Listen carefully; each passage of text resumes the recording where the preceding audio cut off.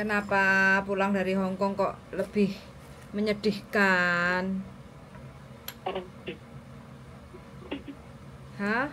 Piye kondisi saat ini bagaimana? Badannya sakit semua, soalnya aku kan lari ke kebun kayak mengukur. Sik, suarane sampean kok koyo nek jero joglangan iki piye to Mbak, kok makep-makep. Mungkin headsetnya Mbak, enggak pakai headset itu. Oh iya, handsetnya murahan ya. Tuku nang Indonesia. Nah, nih denger nggak Mbak? Lumayan, ini jelas. Mati itu. Heeh. Piye ceritane Mbak? Piye nasibnya sampean bagaimana ini? Aduh. Halo Mbak. Iya, gimana? Ceritanya tragis. Kok bisa tragis? Aku kan dari Hong Kong itu kan langsung ke Ngurah Rai. Kan dijemput adikku. Ya dalam waktu 1 bulan di Bali itu ya baik-baik aja semua. Malah aku menceritakan seperti itu, adikku juga bilang sama bapakku, ya udah kalau gitu di rumah aja istirahat sambil bantu-bantu bapak kan gitu loh. Terus aku ya oke, aku semakin oke karena disuruh di rumah, malah adikku bilang gini, wes mangan sak mangane Mbak, neng nggih omah awar aku gitu. Terus dalam waktu 1 bulan tuh kan juga ngobrol-ngobrol gitu di dapur gitu. Adikku ya cerita kalau gini, anakmu tuh udah nggak ingat sama kamu Mbak, biarin diikhlaskan. Nanti kamu kalau udah tua, aku yang merawat, anak-anakku yang merawat. Wis to awar aku ae urip bareng.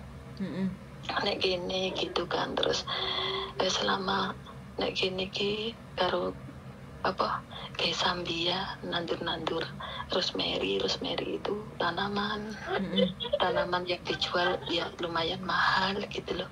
Biar bisa ya buat kegiatan gitu kan, ceritanya yang ditanami kan yang di deket-deket rumah gini gitu. Terus aku oke, waktu itu kan mataku sakit kan Mbak. Mataku itu kan sakit parah waktu itu. Aku nih sama adikku.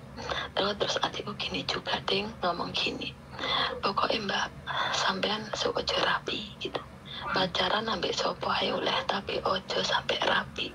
Aku nggak ingin sampean kejerumus yang kesekian kali. Tapi aku meneng ae cuma iya gitu. Terus aku juga terus terang, adikku bilang gini, wis pacaran ambek sopo nggak apa-apa, sing penting sampean atine bahagia kan gitu.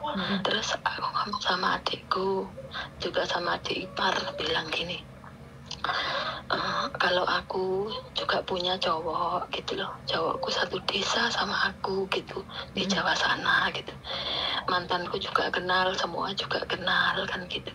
Terus adikku mendukung, maksudnya nggak apa-apa kalau itu udah pilihan sampean, yang penting sampean bahagia gitu. Terus aku minta usul sama adikku, kamu boleh melarang aku tidak ke Hong Kong lagi, tapi dengan satu syarat, kalau kamu menyuruh aku tinggal di Bali sini sambil nanam rosemary tidak apa-apa gitu. Tapi kamu tahu sendiri kalau aku udah gak kerja di Hong Kong kan, setiap bulannya aku gak dapet uang gitu. Terus kalau buat cari tenaga kerja aku nggak ada yang buat gaji. Gimana kalau cowokku aku ajak ke sini bantu aku ke kebun kan gitu. Adikku jauh-jauh hari bilang oke gitu Mbak. Lalu aku setelah 1 bulan sudah hangus, tiketku sudah hangus, adikku bilang gini, Mbak, aku disuruh cepet-cepet ke Jawa bikin KTP Mbak. Katanya KTP-nya nanti kalau udah sampai di Bali buat bikin BPJS, supaya kalau aku ada BPJS tuh kalau sakit kalau apa tuh agak ringan gitu kan katanya. Terus aku ya udah nurut. Nah setelah aku sampai Jawa Mbak, baru sampai rumah 1 hari itu juga. Siangnya aku sampai rumahku, malamnya itu adikku ngoceh ini, Mbak Raupo gitu. sampean nggak cocok mbak ambek wong lanang kuwi gitu. Wong kuwi wis tuwek, umure lu 25, paling sampean dirayu-rayu diomong 35 gitu. Lah aku yang marah-marah lho, anak opo iki gitu. Kok koyo ngono. Awakmu pengkhianat ya aku gitu.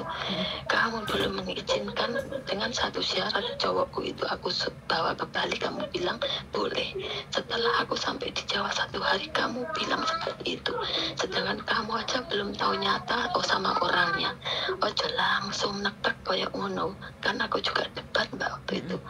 Yes, bapakku ikut-ikut, adikku yang di Jakarta ikut-ikut mbak. Selama di Jawa 1 bulan tuh aku bertengkar hebat sama adik-adikku. Terus adik-adikku itu mbak cari info, terus dikompor-kompori sama orang-orang di Jawa yang nggak suka. Halo mbak. Terus Dikompor-kompori sama orang-orang Jawa yang nggak suka, tetanggaku kalau aku kenal sama itu cowok itu kan gitu. Kok ada yang menegur gini loh, ada yang bikin fitnah, katanya cowokku tuh pulangnya malam-malam sampai jam 11 kayak gitu. Terus ada mbah keponakan tuh menegur aku gini. Pokoknya nggak enak lah menegurnya itu. Aku tuh ya juga marah kan, aku ngomong aja, loh apa salahnya cowokku main ke rumahku, kan itu juga tidak melalui aturan orang main itu, maksudnya orang berkunjung itu loh mbak, nggak melampaui batas jam kan gitu. Terus gini ya pokoknya kamu gini lebih baik kamu balen ambil bojomu kuwi gitu. Wah saya tidak bisa mbak seperti itu. Hati itu yang menjalankan saya tidak bisa disuruh, saya juga tidak bisa dilarang. Gitu aku. Pokoknya bantah loh mbak. Terus aku nggak nyaman di situ. Terus anakku yang tadinya anakku nangis mbak, nangis tuh bingung, bapak adik-adikku kayak gitu sama aku disatru bapakku sampai 10 dino. Bapakku gak mau telepon aku lagi, pokoknya aku gak boleh ke Bali kalau bawa orang laki-laki itu gitu loh mbak. Ya terus aku kan curhat sama besanku, sedikit banyak kan mau curhat sama siapa lagi kalau nggak sama besanku. Terus besanku akhirnya itu mengambil momenku dikala aku kejepit, maju hancur, mundur hancur, kayak gitu. Terus aku disuruh tidur di rumah besanku, sama besanku aku dijemput loh. Terus aku tidur 5 hari di rumah besan. Yang hari ke malam ketiga sampai di malam ketiga itu cuman menantuku yang menemui aku dulu. Dengan satu syarat, aku harus putus sama cowokku gitu. Aku cuman mengiyakan gitu aja mbak, oke gitu. Dia menantang aku, kamu pilih anak atau pilih laki-laki itu loh menantuku kayak gitu mbak. Pokoknya pro mbak wong sampo sak donya iki. Salahe ning endi gitu loh. Cowokku ya juga bukan suaminya orang, istrinya meninggal juga. Maksudnya kerja apa aja ya nggak gengsi, maksudnya ya pada kayak umumnya orang-orang lah ya juga tahu tanggung jawab mbak. Selama aku di Jawa itu aku juga diberobatkan mataku mbak. Gitu loh mbak. Terus aku kan di rumahnya itu anakku tuh mbak, aku hampir pulang ke Bali ini baru anakku menemui aku mbak. Awalnya dia itu nggak mau menemui mbak, masih ingin tahu jawabanku bisa putus sama cowok itu apa enggak gitu. Pokoknya aku jangan wong sandonya iki kaya nekek aku rasanya mbak. Kok bisa segitunya sampai pro gitu, mandi nih ngendi loh, kayak gitu loh. Terus habis gitu kan aku diantar ke Bali, anakku yang pokoknya aku nginep 5 malam kan, yang malam terakhir itu anakku menemui aku begini, bu, pokoknya minta maafan mbak, maafan, yo nangis gitu. Besoknya pagi datang gini, dia itu loh mbak, lah kok ujung-ujungnya nyilih duit yang aku tuh mbak anakku. Dan ada maunya mbak. Terus gitu aku yang ngomong gitu, kalau lah apa bisa kurang, lah tegali ibu kan ombo ya dilongi ae to lek digawe modal kan gitu. Terus katanya sertifikat itu udah digunakan sama dia Mbak. Dia minta maaf sama aku gitu. Aku ya nggak apa-apa Nduk, lek digawe itu kan tak kira itu baiknya lahir batin sama aku. Ternyata gini, Bu, lah sampean nyamane ning endi? Nyamane Bali apa nek omahmu kono dhewe? Aku neng endi kayaknya nggak nyaman Nduk, aku pengen proses neng Hong Kong aku gitu. Terus habis gini dia lek proses neng Hong Kong lebih baik ngenteno neng Bali, lek sampean bedi ambek keluarga Bali tak terne Bu gitu kan. Terus sampean nunggu nih prosesnya Hong Kong ambek ngerawat kakek gitu kan. Terus aku ya iya kan gitu Mbak, aku ya senang, batinku tak kira ikhlas. Ternyata sampai di Bali jam 12 datang di Bali siang, malamnya sekitar jam 8 semua setelah selesai makan. Ya ampun Mbak, anakku, bapakku, besanku, menantuku, anakku menghujat aku sampai mau merampas HP ku loh Mbak. Aku keweden Mbak, semua menghujatku, anakku sampai arep nganu aku piye itu mau menghujat sampean gara-gara sampean hubungan sama laki-laki itu. Menghujat sampean gara-gara sampean hubungan sama lelaki itu. Iya, aku disuruh putus sekali itu juga, aku suruh memblokir. Aku gini, jangan seperti itu caranya. Kalau suruh putus tuh ya harus pelan-pelan aku gitu. Karena aku ngamuk, masuk sampai besanku melu-melu, ngelek masa lalu nih cowokku. Soalnya cowokku itu temannya masih muda tuh temannya besanku Mbak. Ya belum tua lah Mbak, sejajar sama aku. Cowokku itu kelahiran 77, aku 76. Terus abis gitu tuh ini Mbak, aku kan marah, nggak terima, masuk besan melu-melu ngelek-ngelek di hadapan adikku. Terus adikku yang mau melu ngelek-ngelek gini, iya Pak, waktu beberapa bulan yang lalu itu pernah dia nelpon itu nggak sopan gitu, nyari-nyari Mbak Se. Kan waktu itu pernah aku blokir, cowokku kebingungan, malah panik mungkin, takut kehilangan aku, terus nyari telepon ke adikku Mbak gitu.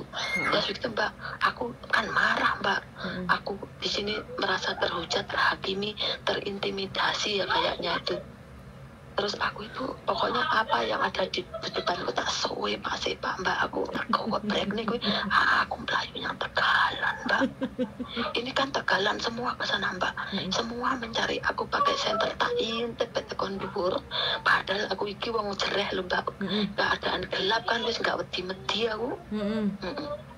Wis gak wedi-wedi aku, terus aku mau lari pokoknya kayaknya seakan-akan nyawaku itu terancam kan. Aku sendirian satu rumah seperti itu kan, kayak ketakutan aku lari wis gak sandalan, wis laju, cuman HP satu ini yang aku pegang, handset hilang. Itu aku jam 8 keluar dari rumah, aku setengah 12 nyari warga aku Mbak, minta pertolongan. Karena kalau terjadi malam di kebun aku gimana gitu kan, takut juga, takutnya itu gimana akibatnya kan gitu aku nanti gitu loh. Mau ke arah barat itu nggak bisa Mbak, soalnya sepanjang kebun itu ada kawat-kawatnya. Terus aku ke arah timur tuh ke warga, setengah 12 aku gini bu sampai anjing banyak itu, aku nggak takut loh. Wis nekat dicokot dan gitu. Terus itu kaget gini, semua kan lama nggak ketemu sama aku tau Mbak, orang-orang situ yang aku itu berlindung itu. Terus kamu siapa gitu, aku anaknya Pak Mujiono gitu kan, sekarang aku kobendut kayak gitu. Terus gini, terus anaknya itu kan udah besar, jadi mempersilahkan aku masuk, dipanggilkan ibunya. Nah ibunya baru tahu kalau aku minarse gitu. Ya ampun sih, kamu kenapa? Ini kakiku tuh berdarah-darah, nggak tahu nginjak apa Mbak. Gitu, wes jarem kabeh, wes gak terasa aku. Terus aku nangis Mbak lama gitu, ada 1 jam ditenangkan, terus dikasih minum. Terus dia juga kalau apa lek kekanggonan aku kan juga takut mbak warga nanti gimana. Jadi aku diteleponkan itu ke Pak Lurah, ke orang keamanan gitu loh mbak. Terus aku disuruh dilindung di rumahnya Pak Lurah gitu. Aku ketakutan, aku nggak berani memang pulang ke sini, nggak berani. Nah terus sekarang posisi di?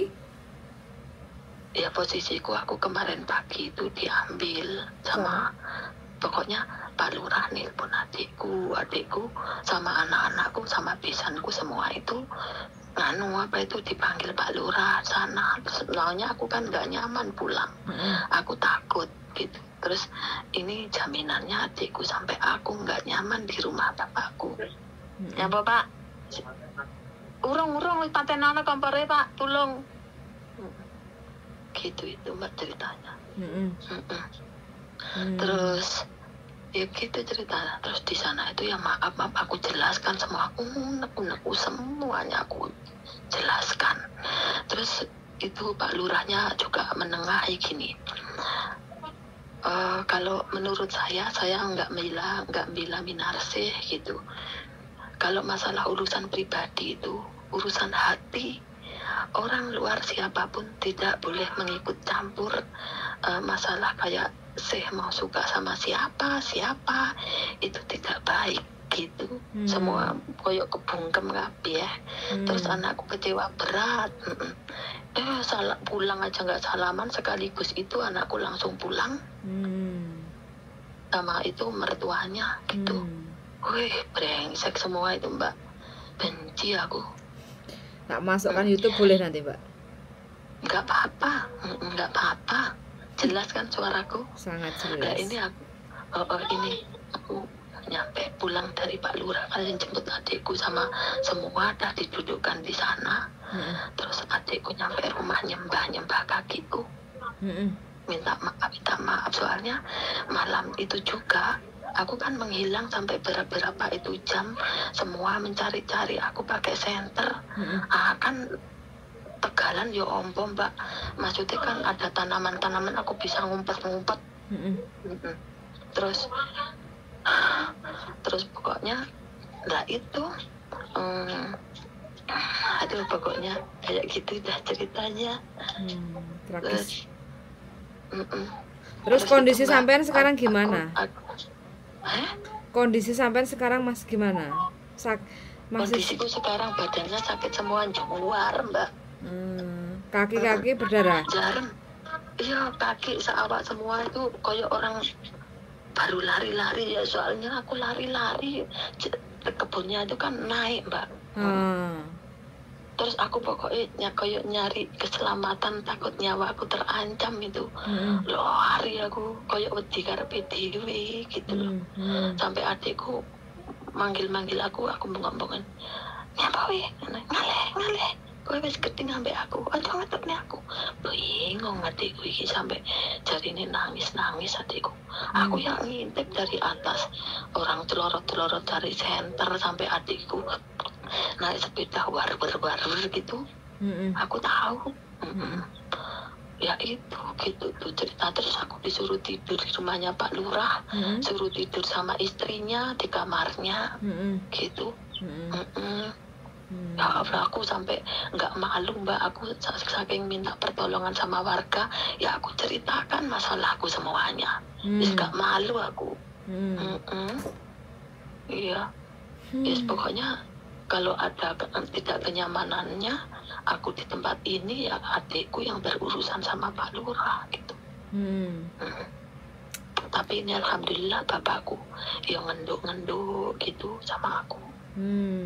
Pokoknya adikku yang di Jakarta juga marah sama adikku yang di Bali ini. Karena? Marah sama keluarga anakku. Aku menghilang, takut kalau aku bunuh diri atau masuk jurang kemana gitu. Katanya gini, aku juga dikasih tahu WhatsApp-nya, tulisannya itu gini.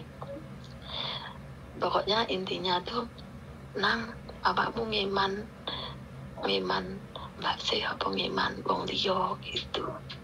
Lek sampai awake dhewe kehilangan mbak sih, ketun seumur hidup lo nang gitu.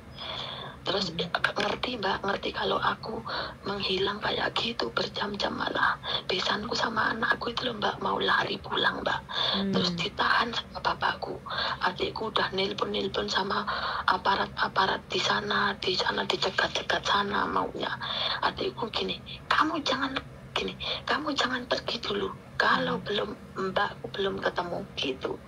Kalau sampai mbakku ada apa-apa, pokoknya kamu harus bertanggung jawab gitu kan. Ditunjuk-tunjuk gitu loh mertuanya sama menantuku itu. Menantuku itu kemeluyinti gitu loh mbak orangnya mbak.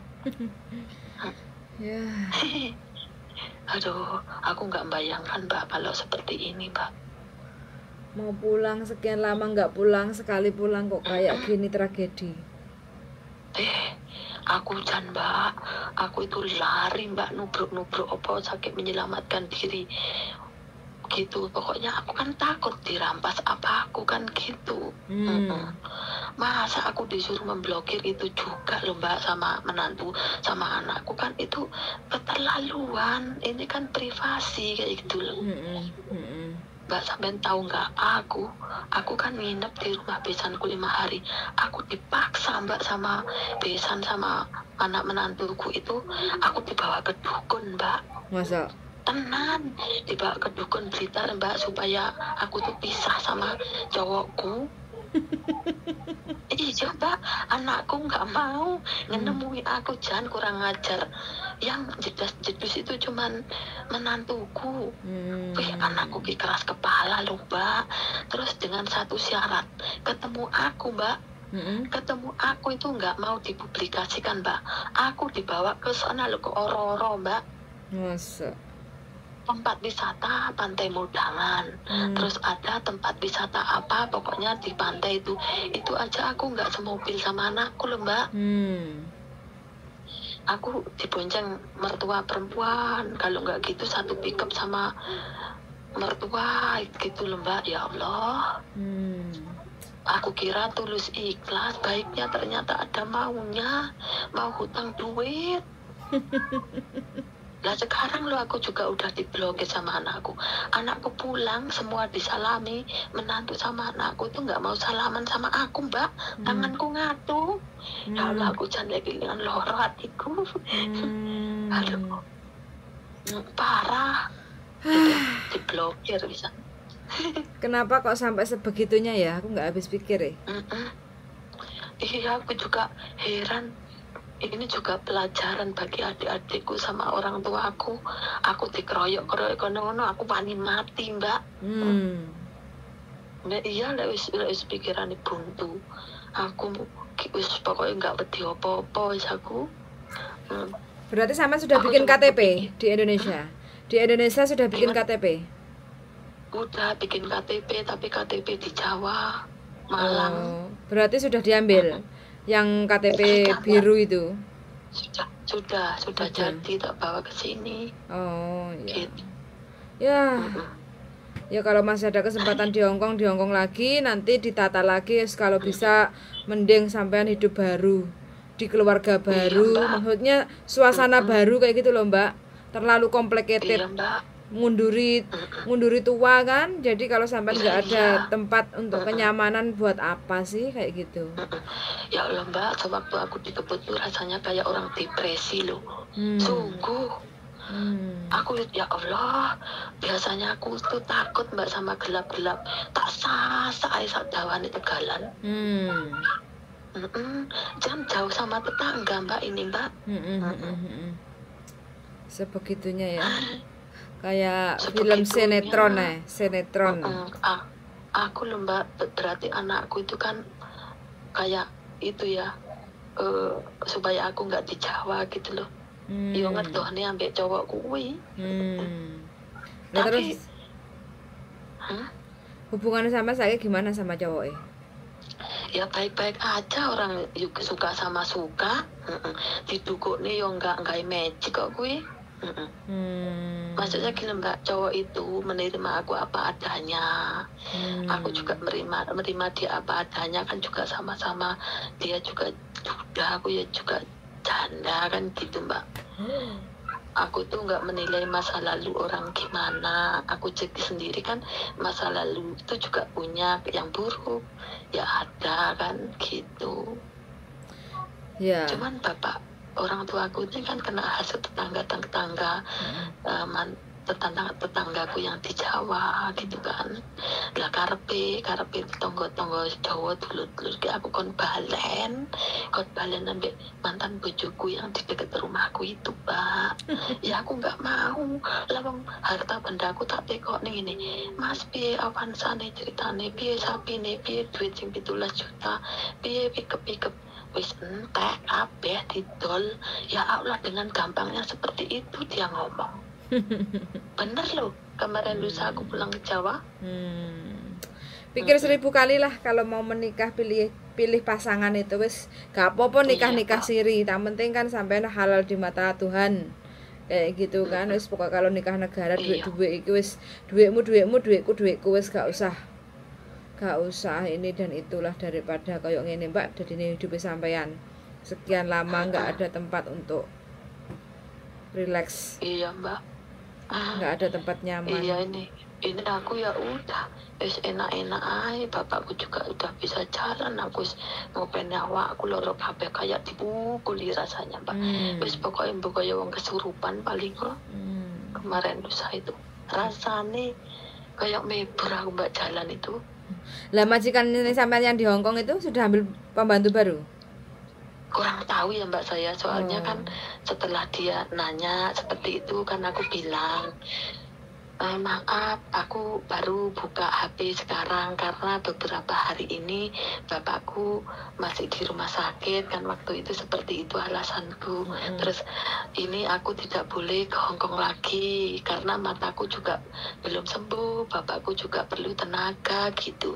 Terus dia bilang, oh oke, iya kalau begitu aku cuman memastikan saja, waktunya ke Hong Kong kok belum ada pulang, aku khawatir gitu. Itu pun yang telepon aku yang anaknya kakek yang perempuan loh Mbak, yang majikan dahulu. Gitu ceritanya. Ya kemungkinan entah kakek taruh di panti jompo, entah ngambil lagi, gitu Mbak. Aku ya keinginan Mbak ke Hong Kong lagi. Iya, soalnya kan ini pas kebetulan ada job, cuma satu kongkong ya nggak terlalu tua, 65 kayak gitu kan. Tuh cuma sekarang ini kan lagi cancer kayak gitu kan. Nah, terus otomatis yang cancer siapa Mbak? Kongkong sendiri itu sinsang lah, belum terlalu tua banget. Jadi di rumah cuma sama si kongkong itu aja, sinsang lah ya, cuma sama si sinsang itu aja. 65 tahun. Nah, sementara ini kan kalau pipis itu kan pakai kantong pipis kayak gitu kan. Nah, makanya pokoknya harus jobnya itu perawatannya buat si sinsang itu. Sekarang masih bisa jalan, masih bisa sendiri kayak gitu kan. Cuma yang namanya cancer kan nggak tahu kedepannya kayak gitu kan, jadi harus standby. Kalau setiap kali kondisinya si sinsangnya sakit atau apa ya harus segera merawat kayak gitu. Gitu. Iya. Pikirku kan cocok tinggi sampean karena kan sampean juga pengalaman jaga loyanka. Sampean juga usianya juga sudah istilahnya kan wis mateng kayak gitu kan. Kalau seandainya kon demek-demek manuk kayak gitu kan ibaratnya kan gak risih kayak gitu kan. Iku makan udah kerja ya namanya ya Mbak. Rumah kan juga kecil, dia hidup sendiri. Sementara ini kan sendiri kayak gitu. Di daerah mana Mbak kira itu? Tak pikir kok lali ya aku dengi dikasih tahu. Rumahnya cuma sekitar sekitar 200 square. Jadi 2 kali lipatnya tempat aku tinggal ini loh. Kecil. Iya. Itu. Mau lah Mbak kalau gitu. Bisa interview. Apakah secepatnya itu kira-kira? Ya kalau proses kan 2 bulan Mbak. Iya. Jadi sampean bisa nunggu di rumah, cuma saya butuh paspor sampean, paspor asli sama kontrak kerja itu, terus foto sampean itu terus dikirim ke Hong Kong kayak gitu loh. Dikirim. Dikirim ke Hong Kong ke alamatnya siapa Mbak? Kasih alamatku aja lah, tapi kirimnya pakai DHL itu Mbak ya, biar aman. Jangan kantor pos. Oh, DHL, Oh, di kantor DHL gitu, Mbak. di kantor DHL kayak gitu. Iya, iya, iya. Kalau seandainya proses, kalau enggak boleh ke Surabaya ke tempatnya langganannya bujuku, nanti biar bujuku yang kirim ke Hongkong juga boleh. Tapi kalau sampean mau langsung kirim ke Hongkong juga boleh kayak gitu. Iya, Mbak. Gitu. Ya wis, interview aja dulu, nanti kalau mana tahu cocok kayak gitu ya. Bilang kalau sampean dulu Iya, pernah Mbak. jaga Loyanka, seperti apa kondisinya kayak gitu kan. Nah, intinya kan Iya. kayak gitu. Gitu, ya. Iya, iya, Mbak. Oke. Terima kasih ya, Mbak. Pokoknya sehat Infonya. selalu loh, Mbak Terima ya. kasih. Semangat, pokoknya harus semangat ya. Iya, Mbak. Terima kasih ya, Mbak. Iya, Semoga kita bisa ketemu lagi. Pasti ketemu lah tahun depan, pasti ketemu lah. Iya, Mbak. Insya Allah. Ya, tak. Salam sama Mas Sandra ya, Mbak. Siap, siap. Oke, wes, sama sehat selalu, jaga kesehatan. Mudah-mudahan orang-orang di sekitar sampean berubah menjadi penyabar dan penuh kasih sayang kayak gitu ya. Amin. Terima kasih ya, Mbak. Nanti tak kasih alamatnya ya di Hongkong ya, biar sampean kalau mau kirim ya. Oke? Iya, iya. Oke, Mbak. yuk, makasih yuk. Bye bye. Iya, bye bye. Oke teman-teman, ini cerita dari mbaknya ya, 22 tahun kerja di Hongkong, dan ini karena kemarin pulang itu bapaknya sakit. Nah, setelah bapaknya sakit di rumah hampir sekitar 2 bulanan, terus bapaknya sekarang sudah membaik. Terus karena statusnya sekian lama menjanda, tapi nggak tahu complicated hanya gara-gara hubungan yang tidak direstui dari keluarga kayak gitu. Wes pokoknya cerita urip itu enak. Wes sehat selalu ya untuk semua teman-teman yang sudah menonton di channel YouTube saya. Semoga kita semua dijauhkan dari segala hal-hal yang tidak baik. Pokoknya yang baik mendekatlah, yang buruk menjauhlah, kayak gitu aja ya. Sudah mendengarkan, dan see you the next video. Bye bye.